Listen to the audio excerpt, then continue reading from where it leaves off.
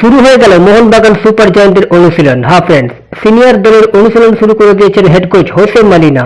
অনুশীলনে উপস্থিত ছিলেন জেমি ম্যাকলারেন, জেসন কামিং সহ স্কোয়াডের বেশিরভাগ ফুটবলার। তবে দিমিত্রি পেত্রাতস, গ্রেগ স্টুয়ার্ট সহ সিনিয়র দলের 4 তারকা এখনই কলকাতায় এসে পৌঁছায়নি। তারা কবে আসবে কলকাতায়, এই প্রশ্ন এখন মোহনবাগান সমর্থকদের। মোহনবাগান সুপার জায়ান্টের সোমবারের প্র্যাকটিসে যোগ দিতে পারেননি Dimitri Petratos, Greg Stewart, Alberto Rodriguez ও অনিরুদ্ধ থাপা। চারজনই প্রথম একাদশে জায়গা করে নেওয়ার মতো ফুটবলার। আলবার্তো ও গ্রেগ স্টুয়ার্ট এইবারে মোহনবাগানের সঙ্গে যুক্ত হয়েছেন।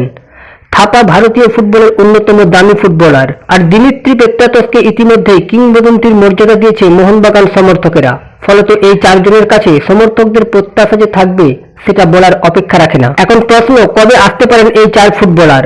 মনে করা হচ্ছে এই 4 জনের কলকাতায় আসতে এখন কিছুটা সময় লাগবে। অনিরুদ্ধ থাপা আগামী কয়েকদিনের মধ্যে দলের সঙ্গে যুক্ত হতে পারেন। বাকি 3 বিদেশির আরও কিছুটা সময় লাগতে পারে। সব ঠিকঠাক থাকলে আগস্ট মাসের প্রথম সপ্তাহে সবুজ মেরিন স্কোয়াডের সঙ্গে যুক্ত হতে পারেন গ্রেগ, দিমি ও আলবার্তো। এইবার মোহনবাগান সুপার জায়ান্টের অনুশীলন কিছুটা দেরিতে শুরু হলো।